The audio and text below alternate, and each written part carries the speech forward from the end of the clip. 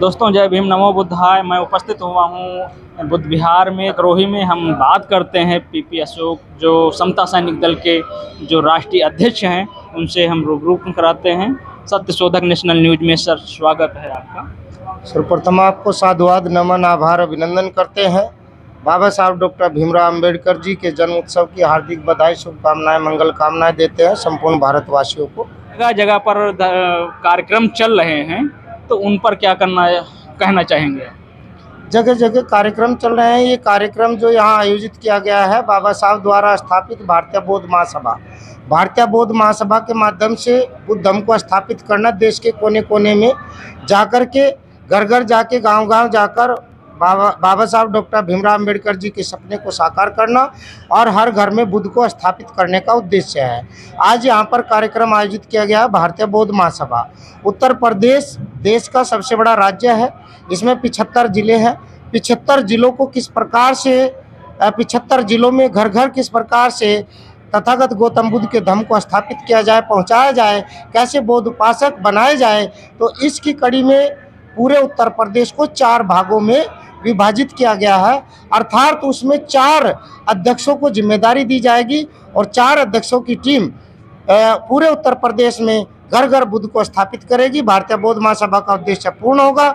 जैसे ही भारतीय बौद्ध महासभा घर घर जाकर बुद्ध धर्म को स्थापित करती है, समता सैनिक दल संपूर्ण भारत में अपनी सुरक्षा प्रदान करते हुए पूरे उत्तर प्रदेश में समता सैनिक दल अपनी सुरक्षा प्रदान करता है। समता सैनिक दल जैसे जो कार्य बहुत तेजी से निकल रहा है, इसको मजबूत कैसे किया जाए, आप इस पर क्या विचार? समता सैनिक दल भी बाबा साहब doctor B are Ambedkar ji द्वारा बनाई गई देश की पहली संवैधानिक सेना है, जिसको आर्मी इक्वालिटी फोर्स का नाम दिया गया। बाबा साहब ने, क्योंकि हमारे लोग पढ़े लिखे नहीं थे, तो फिर इसको बाबा साहब ने कहा समता सैनिक दल। समता सैनिक दल लगातार बाबा साहब के कारवां को सुरक्षा देने का काम करता है। बाबा साहब जिंदा रहे तब तक समता सैनिक दल ने बाबा साहब के जीवन को सुरक्षा दी। आज समता सैनिक दल का उद्देश्य है कि बाबा साहब के कारवां को जो भी आगे बढ़ाएगा, समता सैनिक दल उनको सुरक्षा देगा।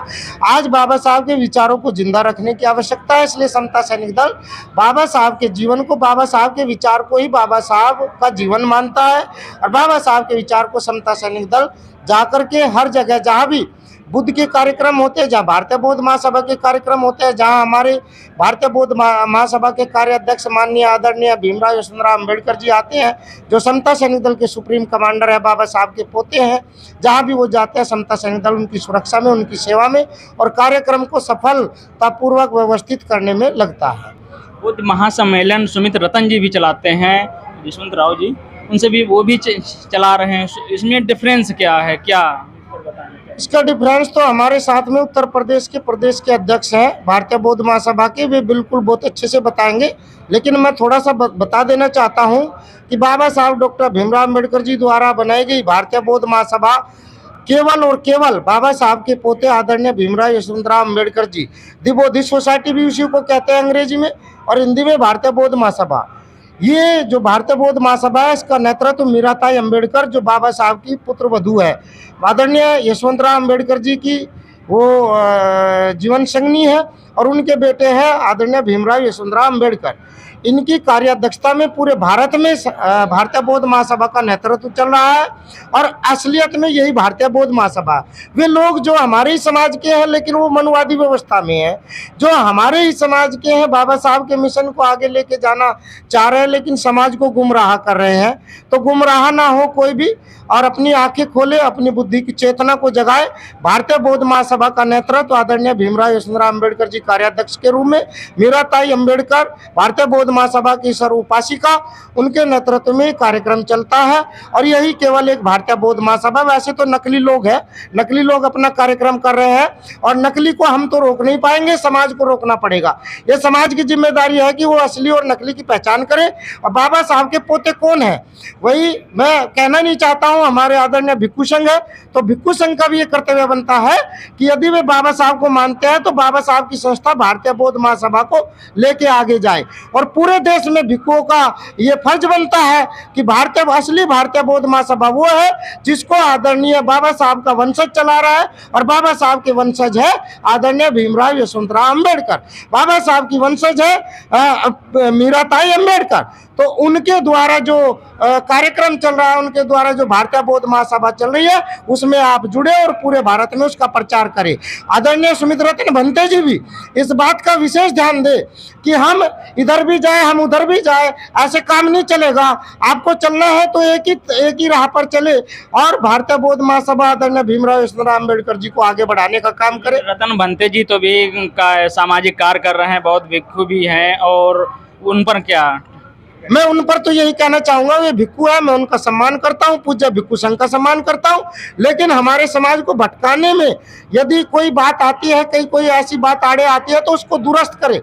सुमित रतन भंते जी और पूरा भिक्षु संघ बाबा साहब के मार्ग पर चले। भारतीय बुद्ध महासभा को घर घर जाकर, गांव गांव जाकर स्थापित करने का काम हमारे भिक्षु संघ का है। प्रचार करना, प्रसार करना, बुद्ध को घर घर पहुंचाने का काम भिक्षु संघ का है। हम तो बौद्ध उपासक है, यहाँ पर इकट्ठे हुए, हम सुरक्षा कर्मी है, समता सैनिक दल बाबा साहब द्वारा बनाई गई सेना, हम आपकी सुरक्षा में है, पूरे कार्यक्रम की सुरक्षा में लगातार लगे रहेंगे, लेकिन इसे व्यवस्थित तरीके से घर घर कैसे पहुंचाना है वो आपका नाम क्या है? मेरा नाम है निर्भय कुमार जयसल। आज देखा जाए पूरे बौद्ध महासम्मेलन जगह जगह पर पूरे भारतवर्ष में चलाया जा रहा है, उस पर क्या कहना चाहेंगे? उस पर कहना चाहेंगे कि माननीय भीमराव यशवंतराव अम्बेडकर जी ने 2024-2025 तक उन्होंने 25 करोड़ बौद्धों को बनाने की घोषणा की है। तो ये इतना सम्मेलन नहीं होगा, इतनी मीटिंग नहीं होगा तो कैसे जो कि हम अपने लक्ष्य तक पहुंचेंगे। तो वो लक्ष्य को प्राप्त करने के लिए ऐसा ही जो कि ये सम्मेलन हो रहा है। आपको मालूम भी होना चाहिए कि उसी की कड़ी में कि बौद्ध धर्म का ठीक समय से तरीके से कार्य हो सके। वैसे उत्तर प्रदेश में आपके 2 शाखाएँ थी, पूर्व पश्चिम, लेकिन उसमें से 4 शाखाएँ कर दी गई है। जो यही है कि बौद्ध धर्म का कार्य जो है बहुत और तेज़ी से बढ़े और जो हमारा लक्ष्य है 25 करोड़ वाला बौद्ध बनाने की, वो पूरा हो सके। तो यहाँ बौद्ध विहार में आज कार्यक्रम चल रहा है, उसका उद्देश्य क्या है, इस पर क्या कहना चाहेंगे? उद्देश्य साफ है, उद्देश्य साफ है। हमको बाबा साहब का जो मिशन उसको आगे बढ़ाना है, यही मेरा उद्देश्य है। और जो जैसा कि भारतीय संविधान कहता है समता, बंधुत्व, भाईचारा, न्याय की बात है, तो ये बौद्ध धर्म से ही तो आगे बढ़ेगा। इसका यही उद्देश्य है। जैसे तो समता मूलक समाज जैसे लोग बनाना चाहते हैं, तो क्या समता मूलक समाज बन पाएगा? कैसे क्या बनेगा? इसी तरह बनेगा, ये प्रचार प्रसार होगा, आदमी के अंदर जो शिक्षाएं जागृत होंगी। अगर भारतीय संविधान का हनन हो रहा है, इस पर क्या कहना चाहेंगे? भारतीय संविधान का हनन हो रहा है तो जो हनन करने वाले उसके लिए भारतीय संविधान वो कानून है, अपना काम करेगा। लाना चाहते हैं हिंदू राष्ट्र तो होगा ही नहीं, इसलिए कि इतना सरल नहीं है हिंदू राष्ट्र बनाना। और मैं ये चैलेंज के साथ कहता हूँ कि आप एक